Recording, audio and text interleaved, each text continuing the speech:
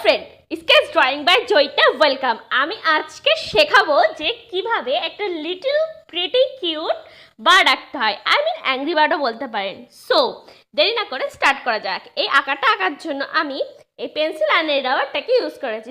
চুটকিতে শুরু করা যাক। ফার্স্টে পেন্সিলের সাহায্যে শীটের ওপরে এভাবে আমি বেঁকানো একটা রেখা টেনে নেব। সো তারপর সামনের দিক থেকে এভাবে আমি পাখির পেটের সাইডটা করে নিলাম এবং আমি লেজের সাইডটা করে নিলাম এবং আমি এখন করছি পাখির পালকের সাইডটা। পাখি যেটা টুই টুই টুই টুই ডানা হয়। সো তারপর আমি লেজের সাইডটা সুন্দর করে এঁকে নিলাম, ডিপ করে একটু ডিপ করে, পুরোটা না, হালকা করে ডিপ করে এঁকে নিলাম। আমি আঁকতে চলেছি পাখির লেগ, পাটা।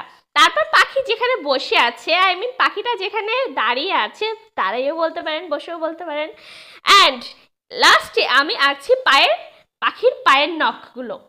সো আমাদের পাখিটাকে আঁকা শেষ হয়ে গেছে। এবার আমরা একটু ডিপ করে এঁকে নিচ্ছি। ফার্স্টে লেজের দিকটা এঁকে নিচ্ছি অ্যান্ড দেন লেজের যে রাউন্ডটা আছে সেটাকে এঁকে নিলাম এবং আমি অ্যাটলিস্ট ঠোঁটটা আঁকতে চলেছি এবার।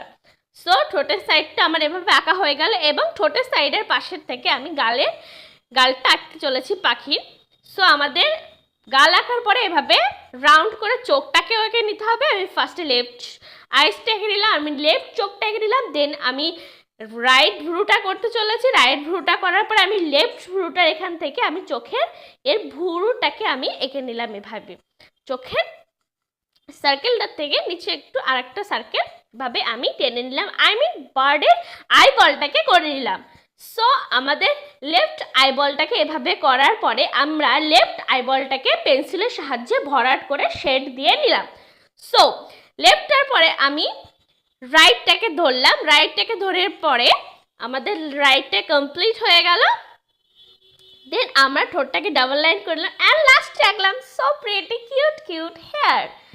অ্যান্ড 10B পেন্সিলের সাহায্যে এবার আমরা এই বার্ডটার প্রিটি অ্যান্ড কিউট কিউট হেয়ারটাকে আন্ডারলাইন করে নিলাম, ডাবল লাইন করে নিলাম। সো দেন আমরা পাখিটার পিঠের সাইডটাকে এঁকে নিলাম, ডাবল লাইন করে নিলাম 10B পেন্সিলের সাহায্যে এবং এবার আমরা আঁকছি পাখির লেজের সাইডটা। পাখির লেজটাকে ডাবল লাইন করার পরে আমরা 10B পেন্সিলের মাধ্যমে শেড দিয়ে নিলাম, শেড দিয়ে ভরাট করে নিলাম। এটা কিন্তু ডিপ হাতে করতে হবে। সো আমাদের ভরাট করার পরে আমরা এবার বার্ডটার লিটল অ্যান্ড কিউট বার্ডটার আমরা চোখের যে আইব্রোটা, সেই আইব্রোটাকে কমপ্লিট করে নেওয়ার পরে তারপর আমরা রাইট আইব্রোটাকেও কমপ্লিট করে নিলাম অ্যান্ড দেন আমরা এই বার্ডটার আইবলটাকে ভরাট করে নিলাম 10B পেন্সিলের সাহায্যে ডিপ শেড দিয়ে। সো এভাবে আমাদের ভরাট করা হয়ে গেল অ্যান্ড এবার আমরা পাখিটার লেফট গালটাকে করে নিলাম। সো লেফট গালটার পরে রাইট গালটাকেও ডাবল লাইন করে নিলাম অ্যান্ড দেন আমরা পেটের পোর্শনটা এভাবে করে নিচ্ছি ডাবল লাইন। দেন আমরা পাখির কিউট লিটল ডানাটাকেও করে নিলাম, টুই টুই টুই। সো দেন আমরা ডানাটাকে এভাবে নিচের পোর্শনটাকেও গোল করে টেনে এভাবে আমরা শেড দিয়ে নিচ্ছি 10B পেন্সিলের মাধ্যমে ডিপ করে। আমাদের মনে রাখতে হবে শেড দেওয়ার সময় সবসময় হালকা হাতে করলে কিন্তু চলবে না, কিন্তু আমি এখন যে শেডটাকে দিচ্ছি সেই শেডটা হালকা হাতেই করতে হবে 10B পেন্সিলের মাধ্যমে। বেশি ডিপ করলে বেশি কালো হয়ে যাবে, বেশি জোরে ঘষলে বেশি কালো হয়ে যাবে। সো হালকা করে আমরা এখানে করে নিলাম।